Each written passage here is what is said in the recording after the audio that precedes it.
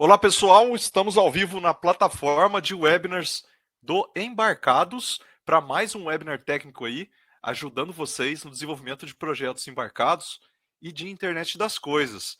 Hoje nós recebemos aqui a Amanda Martins, que é engenheira de FPGA, e Zoé Magalhães, que é desenvolvedor de software embarcado e professor, para falar sobre FPGA. Hoje nós vamos falar sobre o potencial dos FPGAs, tá? Eles vão trazer, pessoal, algumas características e possibilidades, né, dos dispositivos reconfiguráveis para esse webinar. Vamos fazer uma comparação aí de FPGA com processadores, com microcontroladores também, né? Eles vão mostrar para vocês também qual que é a melhor hora que vocês devem utilizar um FPGA. Qual que é a hora, né, que você tem que mudar, por exemplo, de acordo com a evolução do seu projeto. Ou a partir de que momento você precisa mesmo utilizar um FPGA porque o processador não atenderia à sua necessidade, tá? Agradeço a todos aí pela presença. No final desse webinar, nós vamos fazer um sorteio de um livro, tá? Para todos que participarem do webinar aqui. Esse webinar é patrocinado pela Mouser Electronics, a Mouser Electronics, mouser.com, que sempre apoia a gente aqui nos webinars do Embarcados, e também você consegue achar diversos fabricantes diferentes e dispositivos sempre com garantia de procedência, garantia que o dispositivo é verdadeiro, tá? Com um período de entrega bem curto. Eles têm atendimento em inglês, tem o 0800 da Mouser e tem também o brasil@mouser.com. Eu vou deixar para vocês aqui o contato da Mouser no chat, tá? Para vocês terem aí. Agradecer bastante a Mouser, que patrocina a gente, né? E sempre viabiliza esse projeto aqui, que é esses webinars, né, que nós trazemos conteúdos técnicos para vocês. Então, deixa eu chamar os nossos dois convidados para a sala. Primeiro, eu vou chamar a Amanda. Amanda, abre a sua câmera, vem para a sala. Olá, boa noite. Tudo jóia, Amanda? Tudo certo, e aí? É uma satisfação recebê-la aqui, tá? A gente agradece pelo seu tempo. Gostaria que você se apresentasse para o pessoal que não te conhece. Então, boa noite a todos. Eu sou Amanda, eu trabalho como engenheira de FPGA, né? Então, eu sou graduada em engenharia eletrônica, tenho mestrado em engenharia elétrica, fiz ali na Unicamp, estou fazendo meu doutorado, trabalho como engenheira de FPGA no Instituto de Pesquisas Eldorado, mais para aplicações de equipamentos da área médica. E eu estou aqui ansiosa para falar com vocês um pouquinho a respeito do potencial das FPGAs. Tá joia. Obrigado, Amanda. Obrigado mesmo pelo seu tempo. Obrigado por ter construído essa apresentação aqui em conjunto com o Zoé. Muita gente viu sua apresentação durante o Embarcados Experience do ano passado, né, o evento presencial do Embarcados. Obrigado mais uma vez por ter ido no evento e por estar aqui hoje de novo, aí distribuindo conhecimento nessa área. Eu que agradeço. É sempre muito bacana estar aqui com o pessoal da comunidade. Obrigado. Vamos chamar para a sala o Zoé. Zoé Magalhães. Então, agora, Zoé, por favor, vem para a sala. Se apresente, por favor. A palavra é sua. Boa noite, Amanda. Boa noite, Thiago. Boa noite, pessoal aí que está assistindo a gente. Eu sou engenheiro eletrônico, tenho trabalhado aí com sistemas embarcados desde 2014, profissionalmente, e já trabalhei com diversos tipos de sistemas, e quem me conhece sabe que FPGA é o que eu mais gosto, então também estou muito animado aqui da gente ter essa oportunidade, né, de compartilhar com a comunidade. Muito obrigado pelo convite. Obrigado a vocês por terem criado, né, zero aí essa apresentação, bom demais. Então vamos lá, pessoal. Vamos para a apresentação. Agora a palavra é com vocês. A gente volta então para o final, para o sorteio e para a sessão de perguntas e respostas. Vamos lá. Então, eu e o Zoé, a gente preparou um webinar aqui para vocês, né? E essa daqui é a nossa agenda. A nossa ideia é falar um pouco da tecnologia, tanto de FPGA quanto de processadores, e trazer alguns exemplos de aplicação. E aí a gente quer discutir alguns pontos importantes, né? da utilização de FPGAs e da utilização de processadores para uma mesma aplicação e ressaltar alguns pontos importantes e relevantes, né, de quando que a gente utiliza um, quando que a gente utiliza outro, e trazer para vocês aí algumas conclusões bem interessantes a respeito desses pontos. Então, bora lá.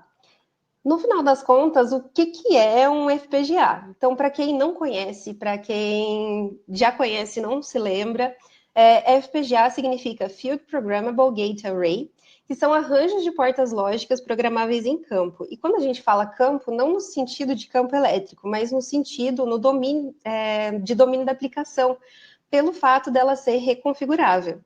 Então, nessa foto que a gente tem aqui no slide, a gente tem uma baseboard, a gente tem um módulo montado em cima da baseboard, e a gente tem uma FPGA aqui, que é só esse chip aqui. A FPGA, apesar dela ser reconfigurável, ela tem uma arquitetura pré-definida. Como que é essa arquitetura? Ela aparece aqui como nessa figura aqui que a gente está trazendo, em que ela tem alguns módulos de lógica ou blocos configuráveis, que é onde a gente vai colocar a nossa lógica, vai desenvolver o nosso circuito lógico ali. A FPGA, aqui na figura, são esses quadrados azuis.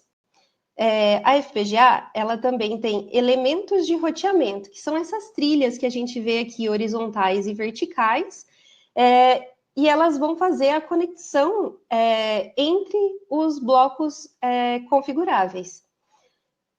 A gente precisa também de uma memória de armazenamento do bitstream. Por quê? Para armazenar a configuração que o hardware vai ter depois que a gente passar por todo o processo de design, sintetização e etc., até gerar esse arquivo de configuração que vai precisar ser armazenado numa memória não volátil para configurar o FPGA.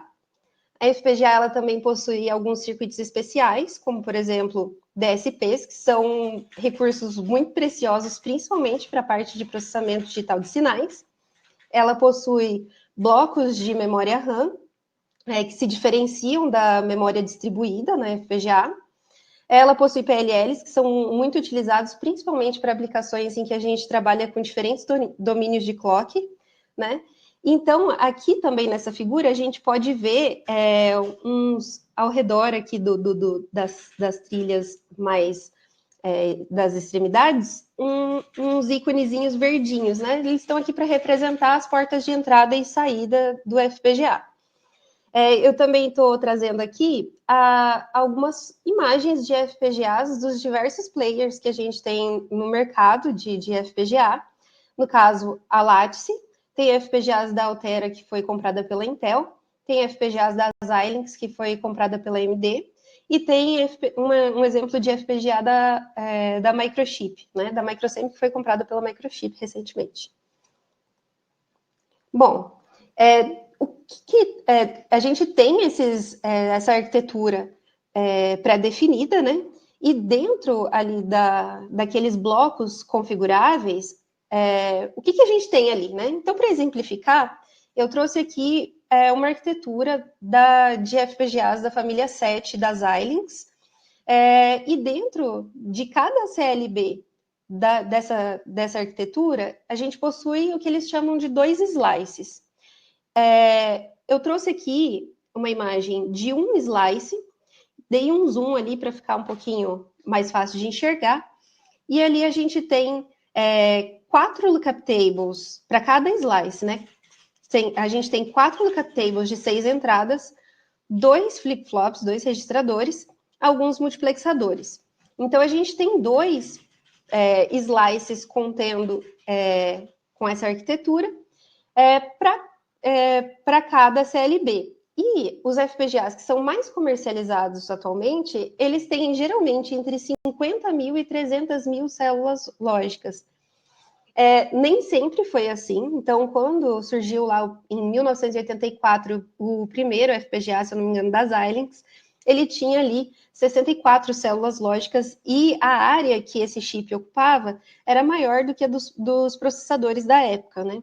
Então, por conta das aplicações e da utilidade dos FPGAs, tanto para a indústria quanto para a área acadêmica, foi sendo investido tempo e recurso para otimizar cada vez mais essa tecnologia, que não é uma tecnologia recente, mas foi muito aprimorada ao longo do tempo. E quais são as aplicações de um FPGA? Então, a gente tem aplicações nas mais diversas áreas, né? Então, desde ASICs, que são circuitos integrados de aplicações específicas, né, em que quando você vai fazer, por exemplo, um processador, né? Uma empresa está desenvolvendo um processador. Ao invés de fazer todo o projeto e fabricar, e depois da fabricação verificar que o chip não atendia as especificações, o que acontece é que parte do desenvolvimento vai ser feito em FPGA, vai ser feita uma verificação bem criteriosa, e a partir disso ele segue o fluxo do projeto depois do desenvolvimento em FPGA. Isso é menos oneroso para as empresas que fabricam semicondutores, né? Também tem muitas aplicações na área de telecom, data centers, na parte de instrumentação, na área médica, que é a área que eu atuo, né, de desenvolvimento de equipamentos médicos, muitas aplicações na área de indústria militar e aeroespacial, na robótica e na indústria automotiva, e assim por diante, né? Então, são as mais diversas áreas que utilizam FPGAs. Beleza, mas o que essas aplicações têm em comum que vão estar justificando o uso de um FPGA, né? Principalmente necessidade de uma baixa latência e saber exatamente qual é essa latência, né? Determinismo temporal, que é o que a gente chama de hard real time, capacidade de dividir o processamento em várias processamento em paralelo, né? Paralelizar todo esse processamento. E, eventualmente, quando, desde a concepção do projeto, a gente sabe que ele vai sofrer várias alterações ao longo do tempo, vai ter que ser feito vários upgrades ao longo do tempo, com uma determinada frequência, pode justificar a utilização de um FPGA também. Desvantagens. Então, quando a gente compara o preço de um processador, por exemplo, com o de um FPGA, a gente percebe que o investimento é maior, né?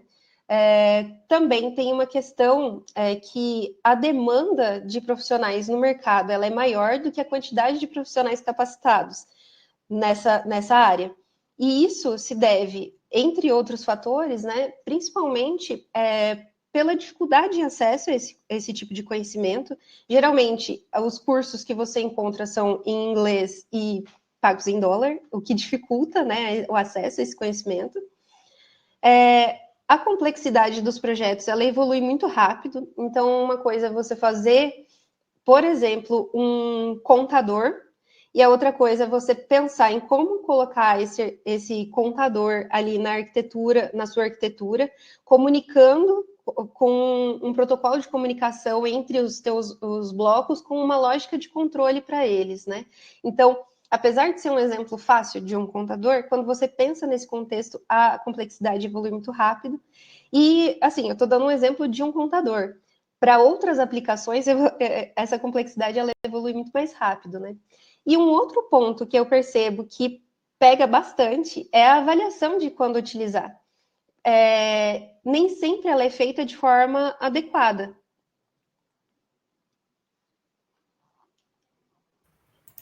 Pô, legal, né, Amanda? E muitas vezes, quando eu estava trabalhando com FPGA, as pessoas elas me perguntavam mesmo, mas Zóia, por que você está fazendo isso em FPGA e não faz no microcontrolador, no microprocessador? E essa é uma pergunta muito relevante mesmo, muito importante, por conta dessas desvantagens que a Amanda colocou. E porque a gente sabe que normalmente os processadores eles rodam em frequência de clock mais alta, a gente consegue executar aplicações em tempo real em processador, não é o hard real time com precisão de tempo que a gente consegue na FPGA, mas a gente já consegue alguma precisão, e é mais barato, e acaba que o desenvolvimento de software costuma ser bem mais fácil do que um design para FPGA. Então, hoje eu queria responder assim parcialmente, né, essa pergunta, e para responder ela legal é bacana a gente ter em mente de como os processadores funcionam, para a gente ter a comparação de que desempenho ele terá em comparação com o FPGA. Então, eu coloquei aqui um conceito bem resumido, sem entrar muito a fundo nos conceitos, ou fazer distinção entre processadores e microcontroladores, para a gente não perder o foco aqui, que hoje eu quero conversar sobre FPGA. Então, o conceito que eu coloquei é que são circuitos integrados capazes de realizar tarefas genéricas de computação e comunicação com periféricos em uma ordem lógica descrita por um conjunto de instruções armazenadas em uma memória. Então, esse circuito integrado, ele está ali pré-definido. Uma vez que você definiu qual é o micro, né, qual é o part number que ele vai no teu produto, está definido quais a quantidade de módulos internos que ele tem, quais são os módulos de comunicação que ele tem, quais os canais que ele tem, cada um, o número de canais, né, em cada barramento, quais são os números de timers, de núcleos de processamento, e por mais que esses recursos sejam abundantes, é aquilo ali que você tem. Então, se mais para frente no projeto você decidir mudar, ou você vai precisar trocar o micro, ou adicionar algum módulo de expansão no seu hardware, e se o seu produto já estiver em campo, você vai precisar lançar uma nova versão do hardware, uma nova versão do produto. E isso pode ser bem desagradável, né?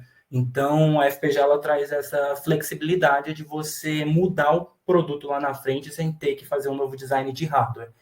E esses módulos que estão integrados dentro do processador, eles não são para um uso otimizado com uma aplicação específica. Normalmente, cada módulo ele implementa todas as funcionalidades previstas pela especificação do protocolo que ele está dedicado, né? Então, por exemplo, aqui, se a gente tem aqui nesse módulo I2C aqui, o protocolo I2C ele prevê comunicação do dispositivo atuando como mestre, dele atuando como escravo, operações de escrita, operações de leitura. Mas se o meu software vai fazer só operações de leitura no modo mestre, eu não tenho como otimizar o circuito para o meu uso. O que eu tenho é aquele circuito que está previsto para funcionar em várias situações, por isso ele não é otimizado para a minha aplicação. E na FPGA a gente tem essa flexibilidade, eu posso fazer a parte do protocolo que eu quero utilizar para o meu uso e eu ainda consigo fazer otimizações para ele funcionar melhor no meu cenário. Mas não é só flexibilidade que justifica a utilização de FPGA. Um grande motivo da utilização da FPGA, na verdade, é a capacidade de você processar dados numa taxa muito alta, porque você consegue fazer isso em paralelo. E no processador, você está meio que limitado à quantidade de núcleos de processamento que você tem. Mas mesmo assim, os processadores podem ser muito eficientes hoje em dia. Então, eu acho legal a gente entender como que um processador executa as instruções que estão na memória de programa, né? E aí esse modelo, ele é chamado na literatura e nos manuais das arquiteturas como pipeline, de encanamento mesmo, porque faz uma analogia a um fluxo de água numa tubulação, em que você tem continuamente água entrando, água saindo e água fluindo em todos os pontos dessa tubulação. E no processador é assim, cada instrução, na verdade, ela é composta de uma sequência de passos para que ela aconteça. Mas você não precisa esperar que cada instrução passe por todos os estágios para começar a executar a operação seguinte, né? O processador ele não funciona assim, porque seria pouco eficiente. Então, existem vários modelos de pipeline. Eu coloquei aqui a mais simples que eu encontrei na documentação da ARM, que é uma pipeline composta de 3 estágios. O primeiro estágio aqui, o estágio de fetch, é quando o processador busca na memória com a instrução que ele vai executar. Então, existe um registrador que tem esse endereço da memória de qual a próxima instrução, ele vai lá e lê. Então, ele vai ler um número, né? Quais são os bits que estão armazenados aqui naquela memória, naquele endereço de memória. No estágio seguinte, então, ele vai interpretar o que esses números querem dizer, qual a instrução que eu tenho que executar, quais os recursos dentro do processador são necessários para executá-la, e ele vai acionar esses recursos para que a ação seja executada. E o próximo estágio, que na verdade muitas vezes ele é composto de subestágios, que nem a gente vê aqui, ó, esse estágio de execução, ele tem mais de uma etapa, que ele pode ter 3 etapas. Então, ele pode ser dividido em subestágios, que é a execução em si. Então, é possível que, simultaneamente, tenhamos uma aplicação, uma instrução em execução, outra sendo decodificada e já buscando a próxima instrução na memória. Então, eu coloquei aqui um exemplo bem simples de um conjunto de instruções em assembly, né, para a gente ter noção de instrução por instrução, o que o processador vai estar fazendo, de um código que ele calcula a diferença ao quadrado entre dois números. Então, a primeira coisa que ele faz, ele carrega aqui nessas duas instruções os números que estão na memória para os registradores internos, porque a unidade lógica aritmética dele vai operar em cima dos valores que estão nesses registradores internos. Depois, o que ele vai fazer? Ele vai subtrair um número do outro e depois vai armazenar no registrador R2. Depois vai multiplicar o resultado da subtração por ele mesmo, para ter o quadrado da diferença. E por último, ele vai armazenar o resultado no endereço de memória. Então, como é que isso é executado, né? Aqui a gente tem essa tabela, cada linha dessa tabela é um ciclo de clock, e aqui o tempo, então, ele corre de cima para baixo, né? Então, aqui, primeiro, o processador ele vai buscar na memória a primeira instrução, e no ciclo seguinte, ele vai executar essa primeira instrução e já vai buscar a segunda. Depois, ele começa a executar a primeira instrução, está decodificando a segunda e está buscando já na memória a terceira. Depois, ele está terminando de executar a primeira, começando a executar a segunda, decodificando a terceira e buscando na memória a quarta. E aqui no começo, a gente está no cenário ideal em que uma instrução não tem dependência com a anterior. Mas chega um ponto em que com essas dependências já começa a atrapalhar aqui o fluxo um pouco, porque para você subtrair um registrador do outro, é necessário que os números já tenham sido carregados da memória para esses registradores. Assim como para multiplicar o resultado da subtração por ele mesmo, é necessário que a gente tenha concluído a subtração. E para armazenar na memória o resultado da subtração é necessário, ou o resultado da multiplicação, é necessário que a multiplicação tenha sido concluída.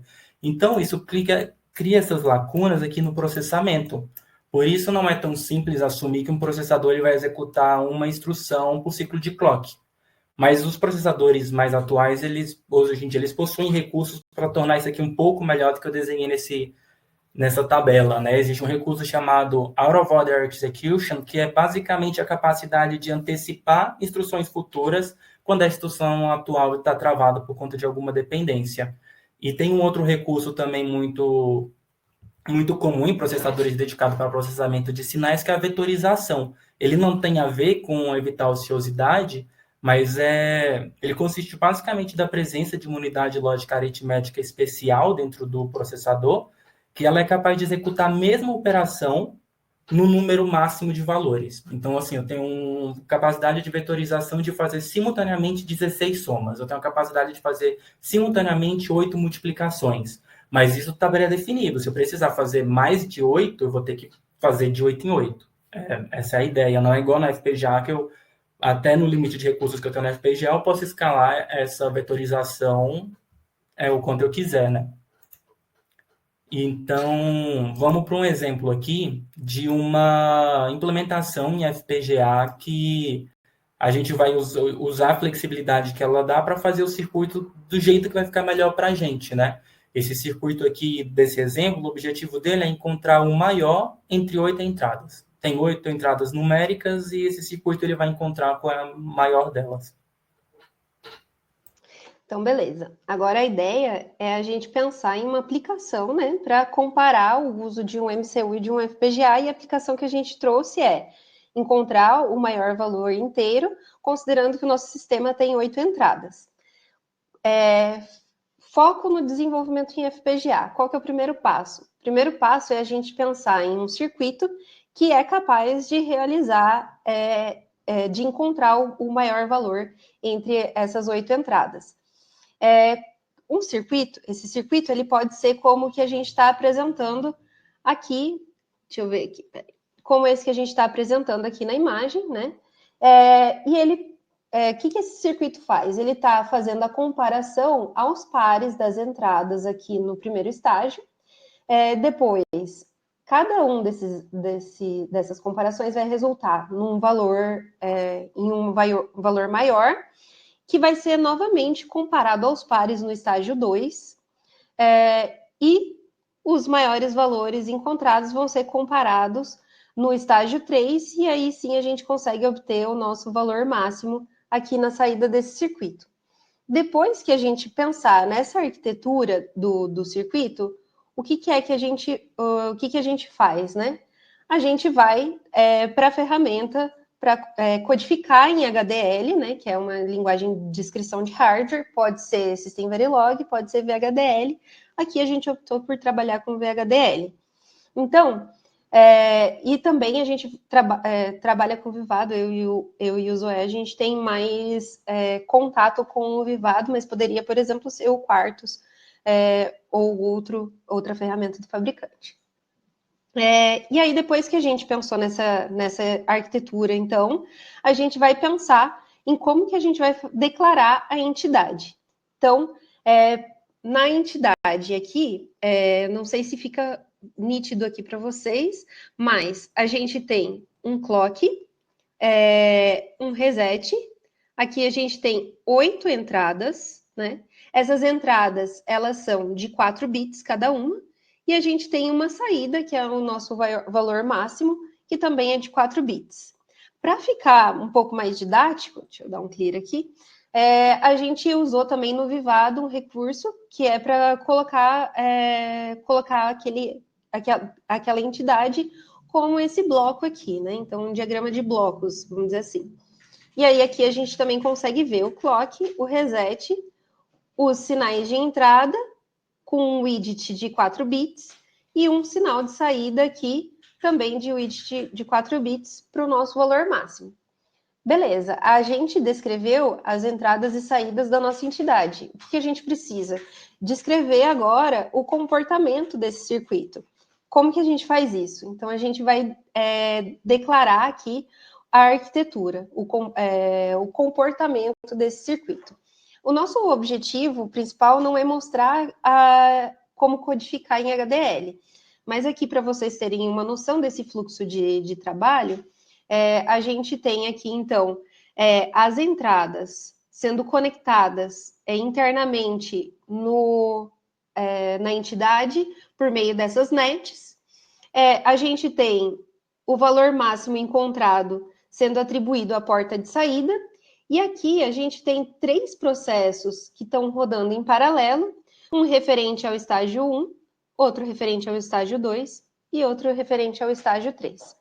Depois de implementada essa arquitetura, um ponto muito importante é a gente verificar se o que a gente descreveu em HDL é condizente com o circuito esperado.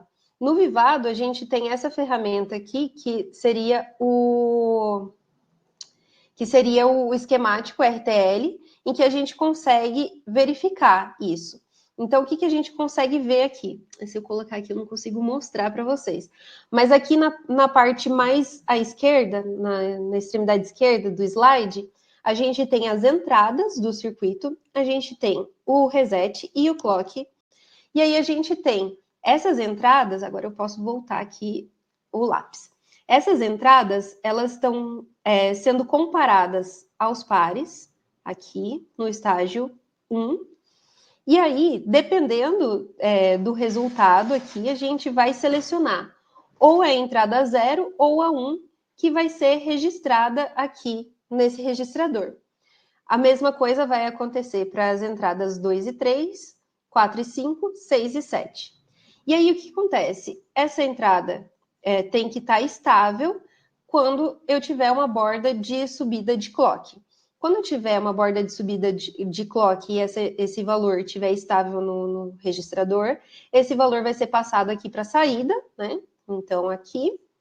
E vai ser novamente comparado aos pares aqui e aqui no estágio 2. O maior valor vai ser selecionado, vai ser registrado. Quando tiver uma borda de subida, esses 2 valores vão ser comparados aqui no estágio 3 e registrados. E esse valor vai ser, então, passado aqui para a saída. Beleza, o circuito, ele está equivalente ao que a gente tinha pensado, a gente tinha projetado antes de começar a codificar. O que a gente pode fazer agora? A gente pode fazer uma simulação para verificar o comportamento desse circuito. Beleza, aqui eu trouxe os resultados dessa simulação comportamental. Então, primeira coisa que eu verifico, Na simulação, a gente fez um driver de reset e eu verifico se está resetando. Então, aqui, se está resetando aqui. E se os registradores foram para 0 aqui no reset. Beleza, show de bola. Agora a gente vai ver o resto. Próxima coisa que a gente vai verificar. A gente está colocando na entrada conjuntos de 8 entradas, né? Então, o primeiro conjunto de 8 entradas, ele está aparecendo, os valores que eu coloquei lá estão aparecendo no meu primeiro estágio ali, né? Então, eles estão aparecendo aqui. Deixa eu ver se eu tirar aqui fica mais fácil para vocês enxergarem, eu acho. Então, eles estão aparecendo aqui. O que eu vou fazer agora? Eu vou verificar se no meu estágio 2 e no meu estágio 3, os valores que estão aparecendo estão condizentes. Beleza, eu tenho... não consigo enxergar aqui. Peraí, deixa eu tirar Será que tem como dar um zoom aqui? Dá para ver os valores? Não. Ou muito pequeno. Mas no final das contas aqui, eu acho que aqui, deixa eu ver. Eu consigo ver se eu ficar aqui de lado que eu uso um monitor maior, Amanda. Você consegue ver? Consigo. Deixa eu ver se eu vou arrastar aqui ou se eu consigo ver. Peraí. Aqui, Zoé. Obrigada, Zoé. Você arrasou. Então, aqui eu tenho 0 e 6. Meu primeiro par de entradas. 6 é maior que 0. Eu estou registrando aqui no meu stage 2. Eu estou registrando no meu stage 2 aqui o 6. Beleza. Agora eu tenho 5 e 8. Estou registrando o 8 porque o 8 é maior. Tenho 3 e 6. Estou registrando o 6 aqui. Tenho 9 e A. Estou registrando o A. Agora eu vou fazer as comparações do estágio 2. Tenho 6 e tenho 8. Vou registrar o 8. Tenho 6 e tenho A. Registro A. No final, a última comparação que é feita entre A e 8. E eu obtive A na minha saída. Então, funcionou de acordo. Só que o que a gente fez? A gente falou assim, vamos aplicar mais conjuntos de 8 entradas, porque pode ser um conjunto só é muito pouco. Beleza. A gente fez de novo aqui. Esse é o novo conjunto de 8 entradas que a gente está aplicando. Então, vamos comparar aqui. 4 e 1, maior é 4, registrei 4.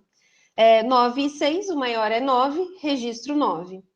B e 8, registro B. 4 e 2, registro 4. Daí, novamente aqui, entre 9 e 4, registro 9. Entre 4 e B, registro B. Entre B e 9, o registro final é B.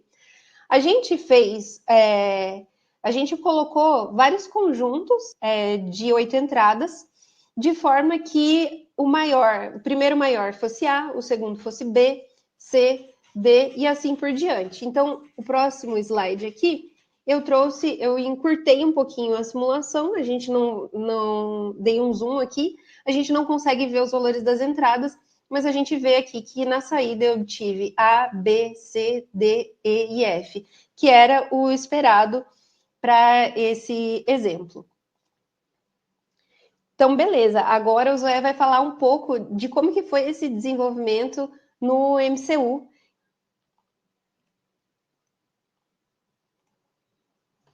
Antes eu queria ressaltar aqui uma coisa na simulação que a Amanda mostrou. Zoé, não estou te ouvindo. Pronto, eu queria ressaltar aqui, obrigado, Amanda, uma coisa interessante na simulação que a Amanda mostrou, né? A gente tem aqui, ó, o A, a gente vê que fica um bom tempo com o valor do A aqui, e depois ele começa a sair outras entradas, né? Isso se deve à latência da FPGA para ela apresentar o primeiro resultado, que a primeira entrada ela tem que passar por toda a pipeline para apresentar uma nova saída, para apresentar o resultado da comparação do primeiro conjunto de 8. Mas eu não preciso esperar que o resultado esteja pronto para já colocar no primeiro estágio a minha próxima entrada. Então, assim, cada estágio ali, eles podem estar processando um conjunto de dados diferentes, né? Então, depois a gente comparar ali, ó, em azul, a gente tem os clocks. a gente vê que a saída tem uma saída nova a cada ciclo de clock. Isso é legal a gente ter em mente para essa comparação agora do mesmo exemplo, só agora para comparando no microcontrolador, né? Eu coloquei aqui um microcontrolador para aplicações em tempo reais, que é o Arm Cortex R5 com frequência de 800 MHz, enquanto a FPGA eu estou supondo que ela está rodando uma frequência de 100 MHz. Então, o processador ele é 8 vezes mais rápido. Então, se a FPGA não estiver fazendo 8 atividades ao mesmo tempo, ela não vai ser mais rápida do que o processador. E como é que o processador ele vai fazer? Né? Eu coloquei aqui um código em C para encontrar o máximo.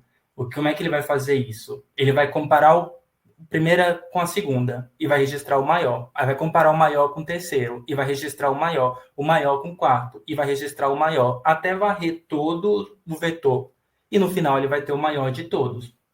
Então ele precisa fazer uma quantidade de comparações que é igual a n, tamanho do meu vetor, menos 1, que vai ser também a quantidade de estágios que a gente vai ter aqui na FPGA, nessa pipeline. Se a gente contar aqui quantos quadradinhos a gente tem 7. E a gente tem 8 entradas. Se a gente dobrar as entradas e ter 16 entradas, a gente teria 15 comparações com estágio extra, que seriam 4 estágios, né?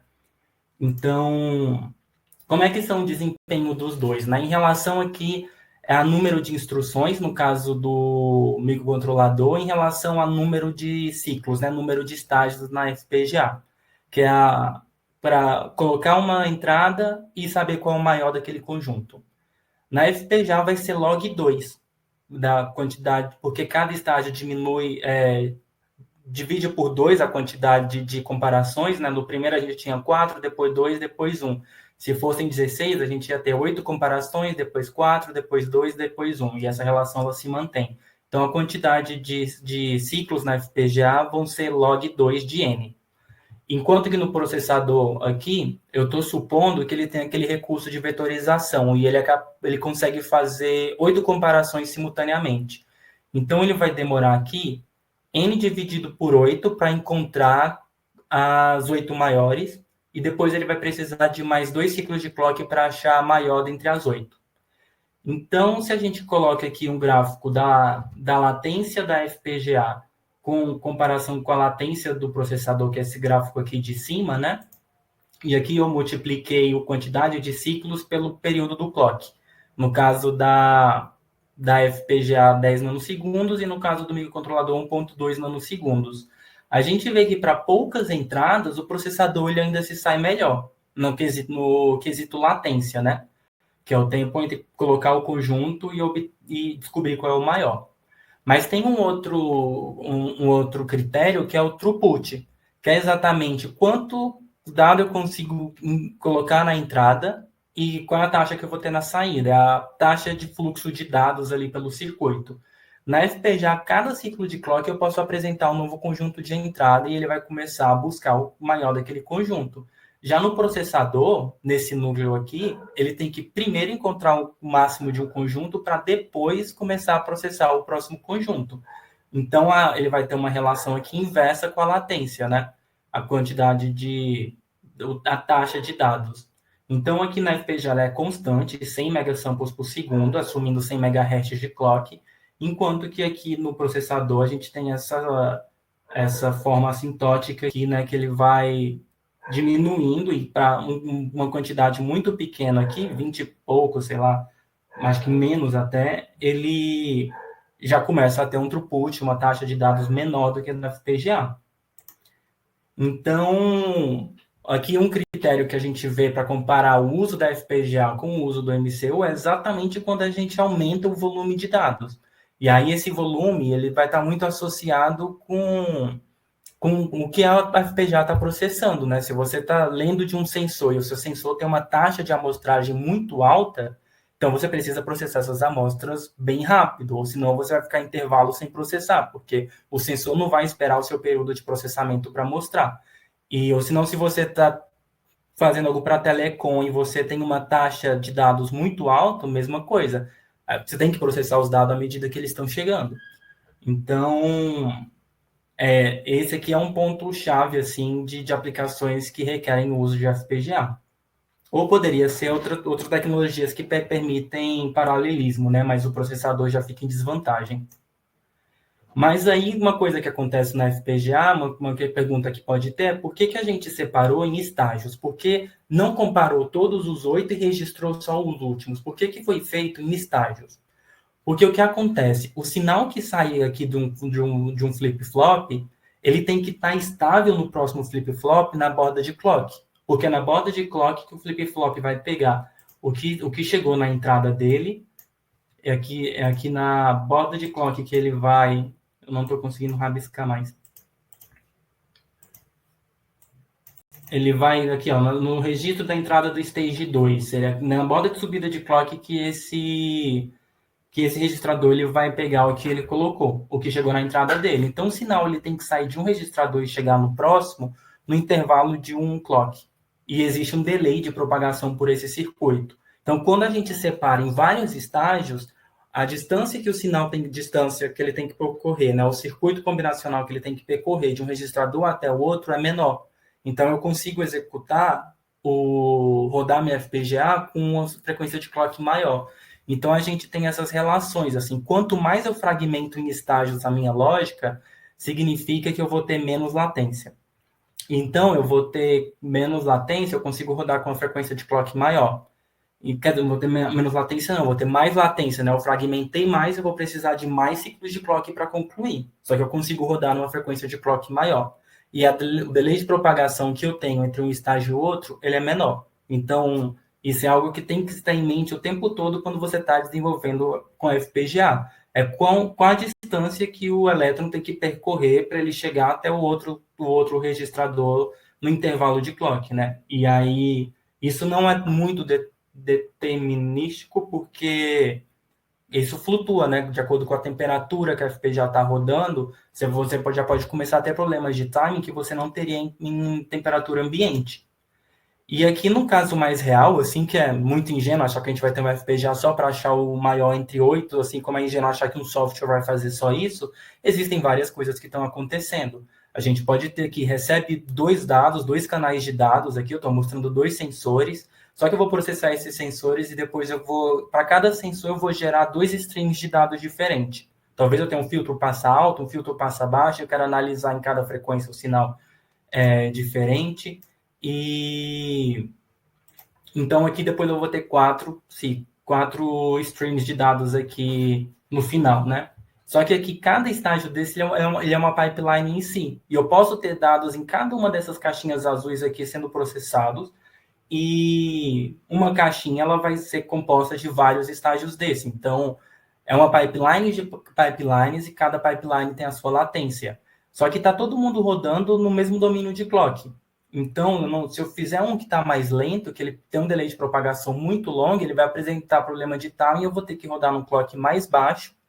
E isso vai prejudicar os outros circuitos que estão com timing legal. Então, é bom no começo do projeto a gente ser bem conservador em relação a isso e depois, mais para frente, a gente fazer algumas otimizações para diminuir latência, se necessário, né? Mas se a sua aplicação ela já requer uma latência muito baixa, você já tem que pensar nisso desde o começo do projeto. E isso é uma questão tão recorrente no desenvolvimento de FPGA que existem alguns circuitos prontos que o fabricante deixa para você instanciar dentro da sua lógica. Assim como quando a gente desenvolve uma PCB, a gente não vai utilizar só componentes discretos, existem vários CIs que a gente pode colocar lá, o fabricante ele deixa alguns circuitos pré-definidos, ou até terceiros deixam também circuitos que a gente pode adquirir. E aí, quando a gente coloca esse circuito, a gente consegue configurar ele para as nossas necessidades, a gente define a latência dele, e a gente define o ciclo de operações. Eu sei que se eu aumentar a latência, vai demorar mais para o dado que eu colocar para aparecer na saída. Mas eu sei que ele consigo rodar ele com frequência de clock mais alta. E o ciclo de operações a cada quantos ciclos eu consigo colocar um dado novo para ser processado. O throughput é o contrário, né? O throughput é dados por unidade de tempo, que é tempo por unidade de dado.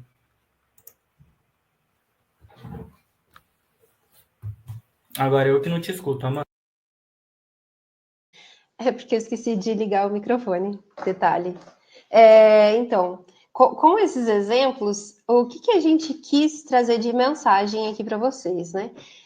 Nem todas as soluções de sistemas embarcados elas vão passar pela implementação em FPGA.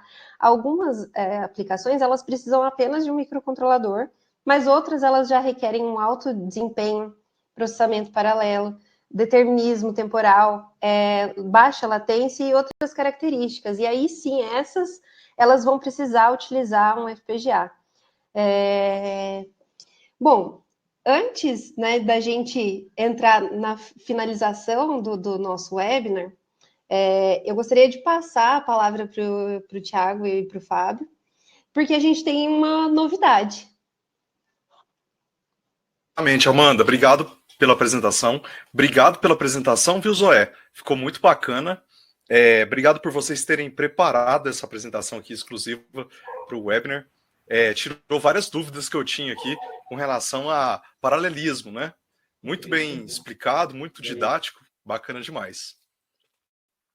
Obrigado, pessoal. Então, pessoal, deixa eu mostrar aqui para vocês, um instantinho, uma coisa que a gente vai lançar hoje aqui no Embarcados. Mas antes, deixa eu falar aqui, agradecer a Mouser, né, pelo patrocínio aqui desse webinar. Falar que daqui a pouco a gente faz o sorteio, tá? Mostrar para vocês também que a Xilinx, ela tem uma sessão especial aqui na Mouser, tá? A Xilinx eles utilizaram o Vivado durante o webinar, né? Então mostrar aí que a AMD Xilinx também tem uma sessão especial aqui na Mouser, tá, pessoal? E chamar vocês também para um lançamento que a gente está fazendo hoje, aqui na plataforma do Embarcado, junto com o professor Zoé, com a Amanda, né? A gente bolou aqui um curso para vocês sobre FPGA. Vou mostrar o curso aqui para vocês e a gente vai dar um desconto de 60% nesse curso hoje, tá? Com validade até amanhã à noite. A gente vai deixar um preço especial de 60% de desconto para vocês, no valor de R$ 599, ou seja, 6 vezes de 599. 6 vezes de R$ 99 cada um. Serão 8 horas de aula ao vivo com o professor Zoé e com a professora Amanda. Eles vão trazer toda a experiência que eles têm aí de utilização do ambiente da Xilinx, né, do Vivado. E eu vou perguntar para a Amanda e para o Zoé como é que vai ser esse curso. Pessoal, vocês podem passar mais informações sobre a ementa do curso? Você quer falar, Amanda? Eu falo. Pode falar, Zé. Beleza. A nossa ideia é passar uma introdução assim, bem prática de todos os conceitos que a gente acha fundamental para quem quer começar a trabalhar com o FPGA. Saber ali dentro do ambiente das Xilinx quais são as etapas do desenvolvimento, quais são os recursos disponíveis e o que o projetista ele tem que ter em mente, tanto para pensar o seu circuito e fazer o melhor uso da ferramenta. Legal. E além disso, vai ter vários laboratórios, né? A gente está pensando no curso para ser bem hands-on mesmo, tanto que a gente vai passar tarefa de casa, porque sem colocar a mão na massa não tem como desenvolver, né? E a gente vai estar lá também para auxiliar e tirar as dúvidas, já esperando que os alunos também façam esses laboratórios e tenham dúvidas para tirar com a gente. É isso aí. Então, ó, pessoal, laboratório 1, 2, 3, 4, 5, 6, 7, diversos laboratórios para vocês. Vai ter bastante atividade entre uma semana e outra. As aulas vão acontecer ao vivo, né? No dia 22 de julho, que é daqui 10 dias, num sábado, das 8h30 da manhã até meio-dia e meio. E também no próximo sábado, no dia 29 de julho. E aí vai ter algumas atividades para vocês fazerem. Esse software, né, não é pago para o uso que a gente vai fazer durante o curso, né, pessoal? Não. O Vivado ele tem as ferramentas deles quase todas disponíveis de forma gratuita. O que precisa fazer para ele, a partir do momento que precisa começar a pagar ele, para algumas arquiteturas específicas de FPGA. Aí, se vocês quiserem testar numa FPGA que ela não está no pacote gratuito, teria que ter a versão paga, né? Mas na maioria das FPGAs mais comuns, o uso gratuito é possível. Versão gratuita. Mas assim, são FPGAs para aplicações de RF, algumas coisas assim que vão fugir do nosso escopo, né? Eu tenho aqui, por exemplo, essa FPGA aqui, esse kit de desenvolvimento. Isso aqui é uma Base Tree da Xilinx. E para esse kit de desenvolvimento, que é excelente para quem está começando, já fica a dica, né? Essa ferramenta é gratuita. Então, é a ferramenta, Beleza. o Vivado é a ferramenta de desenvolvimento da Xilinx, para gerar o arquivo de configuração para as FPGAs da Xilinx. É isso aí. Então, o ambiente que será usado é o Xilinx Vivado 2021.2, tá, pessoal? Então, já fica aí para vocês tirarem dúvidas sobre o que vai ser dado no curso, né? Ao final do curso, espera-se que o aluno seja capaz de utilizar as ferramentas da Xilinx para design de RTL, para FPGA, utilizando HDL, VHDL, descrever hardware em VHDL. Então, aqui não é um curso de Verilog, pessoal. Aqui você vai ter a noção básica de VHDL com os professores e utilizar um ambiente de simulação do Vivado para testar test benches. É isso, pessoal? Isso. Isso mesmo. A joia. Isso aí. Então, pessoal, convidando vocês aí para carga horária aí de 16 horas, 8 horas de aula ao vivo, tá? Com a professora Amanda e o Zoé.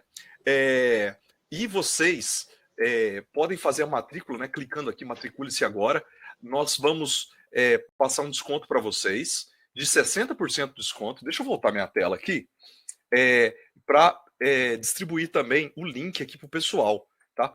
Então tem o link aí do curso e eu vou deixar o cupom de desconto também para o pessoal poder acessar. E daqui a pouco nós vamos fazer o sorteio. Já chegou a planilha aqui das pessoas que estiveram online com a gente hoje. Tá? Então é o seguinte, ó, combinando com o pessoal, deixa eu colocar a tela aqui certinho. Eu deixei já no chat aí a informação do curso, tá?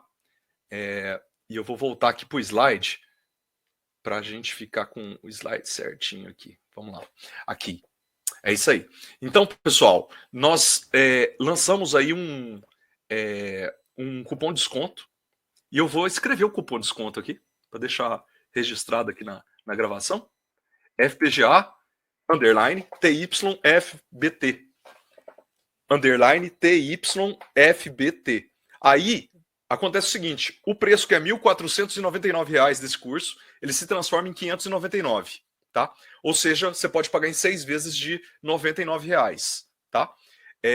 Esse é o cupom de desconto, tá? Tá no ar. A gente vai deixar no ar esse cupom até o dia 13, às 23h59, popularmente amanhã à noite. Então, amanhã, no fim da noite, a gente tira esse desconto e vai para o próximo valor, tá? Esse é um valor de lançamento, só para vocês que estão aqui. E a gente está fazendo via cupom, que é porque vocês estão aqui, entendeu? Então fica até justo, né, vocês receberem aí o cupom, vocês que estão aqui. Então fica aí, ó, FPGA _TYFBT, beleza? É isso aí. Então, deixa eu só parar aqui. Deixa eu passar o contato dos professores, Zoé e Amanda. Professores, gostaria, começando pela Amanda. Amanda, o pessoal pode contatar você pelo LinkedIn e pelo e-mail? Sim, a gente quer deixar esse convite, né, para vocês também, né? Façam parte da nossa rede, entrem em contato com a gente não sabe tudo, mas a gente se esforça, a gente corre atrás, pesquisa e gosta bastante de conversar sobre o assunto. Então, podem entrar em contato com a gente, que a gente está disponível. Tem o LinkedIn, né, meu e do Zoé, e o nosso e-mail. É isso aí, a Amanda está em Campinas e o Zoé está em Brasília, certo, Zoé? Isso mesmo. Quem quiser mandar mensagem lá, pode mandar. Tem uns assuntos que eu gosto muito de conversar, que é como levar as boas práticas de desenvolvimento de software para FPGA. Então, quem quiser chamar e trocar uma ideia, assim, como é que trabalha com versionamento, integração contínua, testes unitários, eu acho que tem muito espaço dentro desse mundo para a gente trabalhar essas coisas. Eu sou fã do Zoé. O Zoé é um excelente profissional, manja demais. Lisonjeada, mano, eu também te admiro bastante. Valeu. Parabéns, pessoal. Pessoal, daqui a pouco eu vou mostrar para vocês como é que usa o cupom aqui, tá? Para o curso. Vamos às perguntas rapidinho. Eu vou pedir para os professores responderem em 30 segundos, em 1 minuto cada pergunta, para a gente passar rápido e aí a gente vai para o sorteio. Beleza? Qual que é o kit mais apropriado para um robista que deseja ler um sinal de senoidal de 100 Hz? Que o ambiente de desenvolvimento for gratuito para determinada atividade, né? E, na verdade, são 8 sinais senoidais em paralelo em tempo real. Eu acho que a Amanda mostrou, ele é bem bacana. A única coisa que eu não sei que pode ter é todas as interfaces com o seu sensor, né? Aí, às vezes, se for uma interface um barramento muito específico, acaba que ele só vai estar disponível em kits mais caros, isso é meio triste, né? Mas, tirando essa questão de ter o barramento disponível, esse que a Amanda apresentou, a Basics Free, ele é bem legal.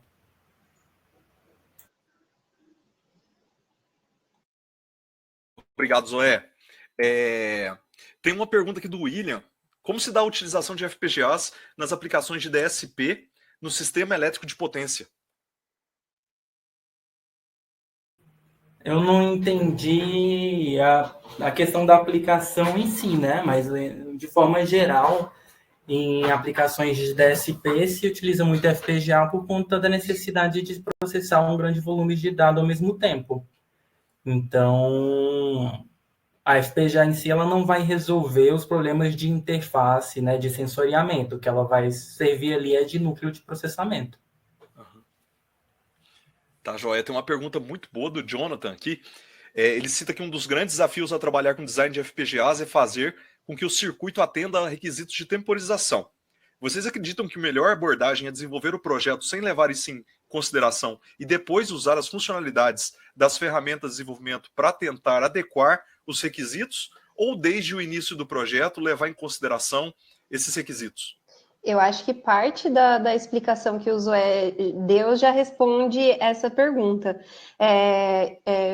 Ser conservador com a lógica combinacional, né? Então, registrar entrada, registrar saída, fazer registro para utilizar os flip-flops ali para diminuir a lógica combinacional e diminuir esses delays que vão estar limitando a resposta em frequência do projeto. Eu acho que é muito importante pensar nisso desde a concepção da arquitetura e desenvolvimento, e não deixar tudo para a ferramenta, porque nem sempre ela dá conta. O que você acha, Zoé? Sim, fazendo uma analogia com o mundo do software, resolver problema de timing é que nem resolver hard for aleatório, sabe? E resolver invasão de memória que acontece de forma não determinística. Você saber, uma vez que seu projeto já está com problema de timing, o que mudar o design para corrigir é chato. É muito, muito complicado. Tá, joia. Obrigado, Jonathan. Obrigado, Zoé. Obrigado, Amanda. É possível utilizar FPGA para aplicações que necessitam de operações algébricas complexas, como reconstrução de imagem? É sim. Uma coisa que a FPGA não se sai muito bem é quando você precisa fazer as operações em ponto flutuante. Não é nem que ela se sai muito bem, é porque a operação em ponto flutuante ela vai precisar replicar estruturas para fazer a operação em inteiros. E elas vão ter uma latência maior, porque você vai precisar dividir ela em várias etapas para não ter problema de timing. Então, ela ainda vai se sair melhor do que um processador, só que vai precisar de um FPGA mais parruda do que se você estivesse processando valores em ponto fixo, né? E normalmente processamento de imagem muitas vezes é ponto fixo mesmo, não é ponto flutuante, mas se você tiver que ir para esse domínio, aí as coisas ficam mais difíceis. Obrigado, Zoé. Obrigado, Amanda. O Vitor, né, que fez essa pergunta. Obrigado, Vitor. Tem uma pergunta aqui sobre se para simplificar um projeto, às vezes seria adequado usar um microcontrolador e um FPGA juntos, associados? Existem FPGAs que no mesmo chip a gente já tem um processador e um FPGA, que são os SoCs ou MPSoCs, né? E aí a gente tem o melhor dos dois mundos, né? Porque a gente pode usar FPGA para a parte que ela, vamos dizer assim, que ela se tem o melhor desempenho, processamento paralelo ou até mesmo determinismo e baixa latência, e sei lá, alguma aplicação de mais alto nível rodando no processador, né? Então, já existe isso no mesmo chip. E normalmente joia. se faz também no mesmo chip, porque quando não é, o que você faz é escreve o dado da FPGA numa memória externa que também é acessada pelo processador. E aí você começa a ter problema de coerência, de ter certeza que todo mundo vai ler, acessar o valor mais atualizado e não vai ter colisão no acesso. Tá joia. Tá joia, obrigado. Obrigado a todos que fizeram perguntas. Tem algumas perguntas aqui sobre o curso, tá? O Guilherme fez uma pergunta se tem como simular um microcontrolador dentro dos FPGAs das Xilinx. Eu acho que vocês já responderam, né? Tem sim, não tem? O que eu acho que ele está falando é de implementar um microcontrolador usando os recursos lógicos da FPGA, né? Pelo que eu entendi, é isso. E tem como você implementar um processador ali dentro. Tá joia. Tá joia. Então, pessoal, deixa eu mostrar aqui minha tela, porque eu tenho que tirar algumas dúvidas aqui do pessoal. O pessoal perguntou sobre o treinamento, né? Então tá aqui a área de treinamentos do Embarcados, tá? Que é cursos.embarcados.com.br.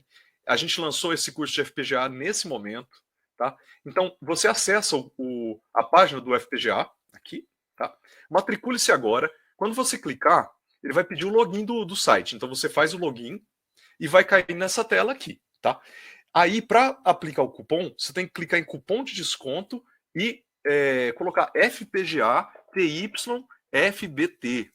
FPGA _TYFBT. Depois eu vou colocar aí no chat de novo. Você dá aplicar aqui, você tem um desconto de quase R$900 aqui, tá? E você pode escolher como parcela aqui no cartão de crédito, tá vendo? Então você vem aqui, ó, 6 vezes de R$99 no cartão de crédito, tá vendo? E aí tem as outras opções aqui, tá? Que é Pix e boleto bancário. Então, para fazer a compra, é fácil assim. Para vocês tirarem qualquer dúvida com relação à ementa, pode mandar e-mail para a gente, pode entrar em contato com a Amanda, com o Zoé, com o Embarcados. Tem um formulário de contato do Embarcados aqui também. É só clicar aqui em contato que a gente responde a pergunta de vocês. Se quiser que a empresa de vocês compre um curso para vocês, fala para entrar em contato que a gente fatura e faz da forma que a empresa precisar, tá? É importante falar para vocês que esse é um curso de 1 mês. Como que funciona? O professor Zoé e a professora Amanda, eles vão ficar dando suporte a vocês por 30 dias, tá? Então é um curso ao vivo com suporte depois da aula, entendeu? Então o suporte vai ser através da plataforma, vocês vão ter 30 dias de acesso, vai poder repetir, poder assistir as aulas novamente depois que as aulas acontecerem, tá? Então fiquem tranquilos com relação a isso. Nós já fizemos algumas turmas de outras áreas, né? Diferentes de FPGA. É a primeira vez que a gente faz de FPGA. A gente estava conversando sobre esse curso aqui já faz 1 ano. Então, o que vocês estão vendo agora, pessoal, a gente planejou já faz 1 ano, né? E vem trabalhando nessa data aqui, agora finalmente deu certo. A gente fica muito feliz porque esse é um assunto que tem muito pouco curso, muito pouco informações organizadas, né? Algumas universidades, eu até estava conversando com o Zoé, tem essas matérias, mas outras não têm, né? E a gente sabe o tanto que é importante você entender também sobre hardware, né? Isso ajuda até quando você tem o seu pensamento, né, de programador de firmware, né, Zoé? Com certeza, é a diferença entre o programador de software e o programador de firmware, né? O firmware tem que ter em mente o hardware ali. Ele tem menos camadas de abstração para resolver esses problemas para ele. Ó, e eu vou fazer uma pergunta para Amanda. Tem algumas pessoas questionando aqui sobre placa. A gente não tem placa nesse curso, né? Eu queria perguntar para Amanda o que vai dar para fazer com o ambiente das Xilinx. A gente consegue passar por todo o processo até a geração do bitstream. A gente não vai ter a placa, né? Então a gente consegue ver o RTL, o esquemático, a gente consegue fazer análise de report, a gente consegue ver o comportamento desse circuito. A gente não tem o hardware. Na verdade, a gente tem e vai mostrar funcionando para vocês. Quem tiver, a gente também dá esse auxílio, mas não é obrigatório para o curso, né? A gente tem, tanto eu quanto o Zoé, a gente tem esse kit aqui de desenvolvimento, eu acho que ele é o mais acessível das Xilinx. Eu já utilizo uma FPGA da família 7, que é uma FPGA bem atual, com uma quantia boa de recursos lógicos, né?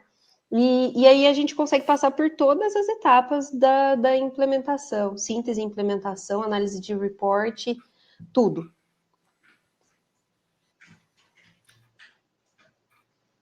Tá, joia. Aí, vou responder uma pergunta aqui do Alan, né? Vocês já ouviram falar da GoIn?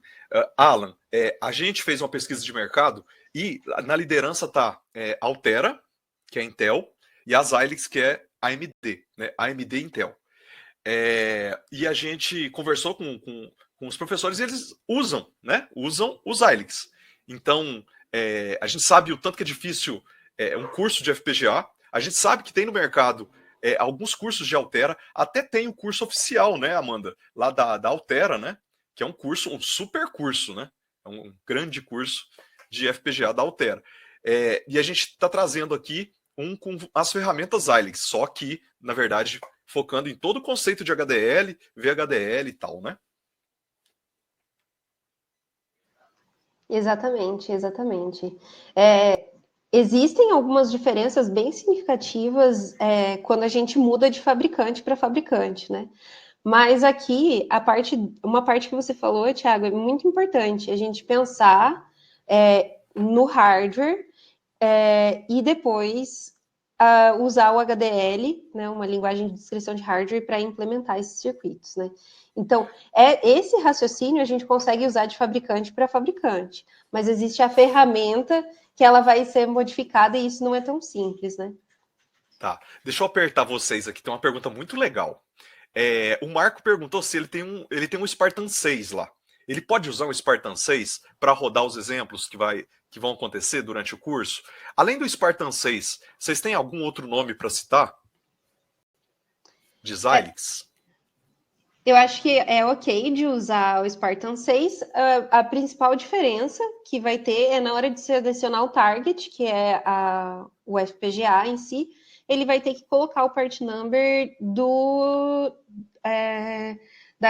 FPGA dele. Aí, algumas coisas é que a gente vai ter que ver se a placa que ele tem algumas interfaces, quais os recursos que ela tem, Tá. e até eventualmente fazer alguma adaptação. Mas é possível, sim. Tá joia, tá joia. O Ruezel disse que tem uma Xilinx ZU 106NO, só que eu não encontrei essa placa ou esse chip aqui, tá? Nossa, então, essa placa vale um carro. Você conhece, Zoé? Legal. O que você acha, Zoé? Dá para participar do curso? Eu não tenho certeza se a FPGA que tem nela dá para ser programada com a versão gratuita do Vivado, né?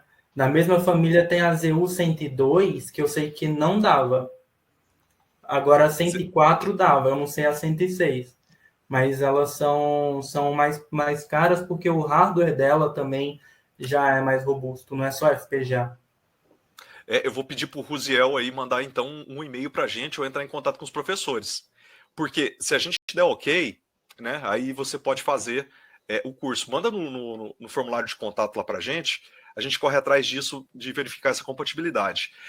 Daí, pessoal, a gente vai fazer o sorteio aqui, porque já passa da hora, né? E vocês estão todos online aqui esperando o sorteio. Vamos sortear então um livro que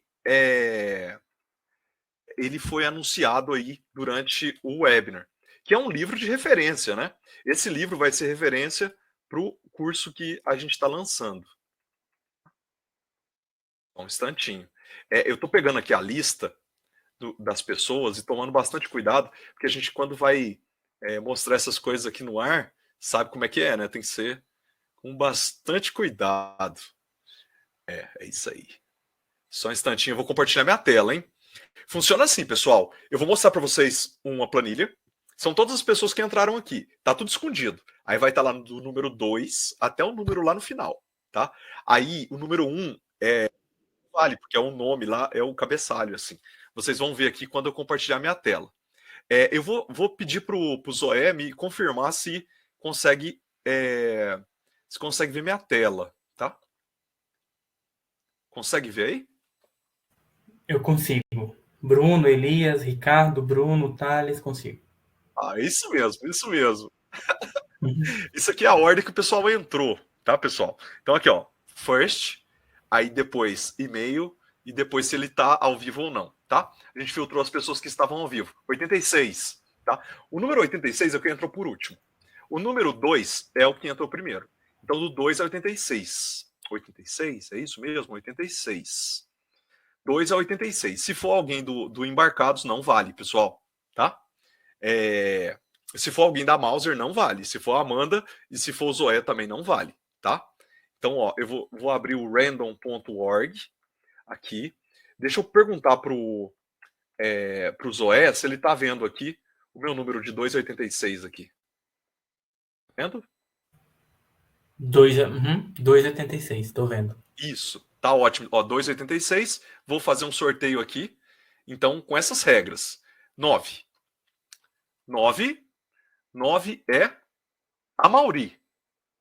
A Mauri. O Amauri, ele tá ao vivo aqui com a gente? Eu acho que eu vi uma mensagem do Amauri por aqui. Amauri, você tá ao vivo aqui com a gente? Se você tiver ao vivo, você ganhou um livro. Vamos mostrar o livro enquanto o Amauri vem aqui, tá? A gente vai mostrar o livro que foi sorteado no webinar do Embarcados. Só um instantinho. É o livro de sistemas digitais lá do pessoal lá de Santa Rita. O Mauri tá por aqui? A Mauri, manda uma mensagem aí pra gente, se você estiver por aqui. A Mauri? Ah lá, sim, estou aqui. Deixa eu ver se o Mauri que tá aqui é o Mauri que foi sorteado. Tá aqui. A Mauri. Um instantinho. Exatamente. A Mauri, parabéns, viu? Parabéns por ter tido essa sorte, né? Porque você é muito sortudo, parabéns mesmo. Ó, e mostrando aqui de novo, então, a tela, tá? Só para encerrar aqui a transmissão com vocês. A gente está, então, com esse novo curso, né? Novo curso que a gente lançou aqui, que é a Introdução a Design de Hardware Reconfigurável em FPGA, com a Amanda e com o Zoé. Para fazer a matrícula, né? Você clica aqui, ó, em Matricule-se Agora e aplica o cupom para você ganhar R$900 de desconto, tá? E fica aí em 3 vezes de R$99. Quando você vem aqui em cartão de crédito, seleciona e coloca 6 vezes sem juros, tá? E aí você se matricula aqui e a gente manda um e-mail para vocês. As aulas serão ao vivo, tá? As aulas serão nos dias 22 de julho e 29 de julho, às 8h30, os 2 dias. Elas têm 4 horas de duração cada dia. Vão ter atividades entre uma aula e outra. E vai ter atividades também depois que acabarem as aulas, tá? Para vocês continuarem praticando. Vai ser todo com ambiente Xilinx grátis, tá? Para utilizar aqui, para rodar os exemplos. E as referências bibliográficas estão aí. A gente deixou aqui alguns nomes em português, outros em inglês, tá? Amanda, você tinha dito para mim sobre os professores aqui, né? Do Ronaldo Totti, né? Dos sistemas digitais, e do Volney Bedroni, que é Eletrônica Digital Moderna e VHDL também, né? Que são 2 referências, né? Isso mesmo. Só para mostrar para o Amauri, ele ganhou um livro igual esse aqui, né? Esse livro é muito bom, eu tenho certeza que você vai adorar. É isso aí. Deixa eu mostrar aqui agora que ficou melhor. Esse daqui. Vamos agradecer aos autores desse... Mostra de novo, Amanda. Mostra de novo aí. Aí, os sistemas digitais reconfiguráveis, FPGA e VHDL. Fala pra gente quais são os autores, Amanda. É o Eduardo Cruz, Domingos Adriano, o Enzo Galdino e o Salomão Júnior. Exatamente. Agradecer o pessoal aí, a maioria deles é lá de Santa Rita. Um grande abraço a eles também. Eles fizeram um livro bem bacana, assim, que vai desde a introdução de digitais até o HDL, né? Bem bacana. Gostaria de agradecer, então, a vocês dois que estiveram aqui, que se dispuseram a fazer esse webinar aqui pra gente. A gente sabe que dá um trabalhão organizar todo esse conteúdo técnico. Obrigado mesmo, em nome da comunidade, em nome da Mouser, em nome de todos que estão aqui também. Gostaria de agradecer o pessoal que está aqui ao vivo, conferindo com a gente. Obrigado, pessoal. A gente sabe que o tempo de vocês é valioso também. Obrigado aí por ter vindo e conferido esse conteúdo técnico. Deixa eu abrir a palavra para o Zoé, então, se despedir aí do pessoal. Eu agradeço muito a oportunidade de ter vindo aqui falar de FPGA, que eu gosto bastante. Agradeço todo mundo aí que ficou aqui com a gente até agora. Muito obrigado. E é isso, gente. Tchau, tchau. Até a próxima. Amanda? Tchau, tchau, pessoal. Eu espero que vocês tenham gostado da apresentação. E eu espero que vocês se matriculem no curso, porque a gente está preparando com muito cuidado, com muito carinho. E vai ser muito da hora. Isso aí, pessoal. Obrigado a todos.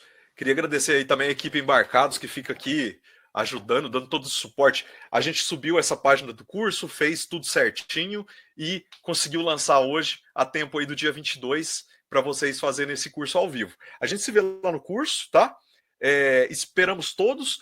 Pedir para vocês divulgarem na empresa também. Se não usa FPGA, tem o conhecimento extra também, né? Então, e se usa FPGA, é um curso que eu acho que vale muito a pena, porque dá uma visão bacana também de ambiente de desenvolvimento, né? Então, com as ferramentas, ferramentas profissionais. Gostaria de agradecer a todo mundo que falou que gostou aqui do webinar também, ó. O Jonathan, o Alan, o Fábio, o Ruziel, o Otávio, Márcia, Vitor, Albert Cruz, Adriano Henrique, Marco, Sandro e Márcia. Muito obrigado a todos os comentários aqui.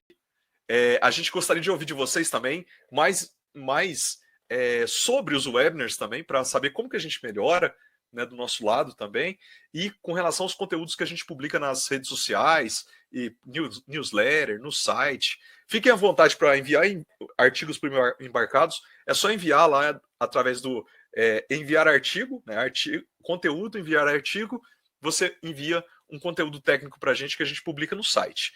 Esse site foi desenvolvido para a comunidade, a gente abre espaço para toda a comunidade postar, discutir, conversar. Então tem alguns grupos de WhatsApp que rolam, só que o concentrador é o Telegram. A gente tem o Telegram da comunidade Embarcados, a gente se vê lá também, tá bom? Amaury, você que ganhou o livro, vou mandar um e-mail para você e a gente confirma certinho o seu endereço e eu mando aí no seu endereço aqui no Brasil, tá bom? Vai ficar disponível esse webinar, pessoal, embarcados.com.br/webinars. Obrigado a todos. Vou encerrar a transmissão. Obrigado, boa noite.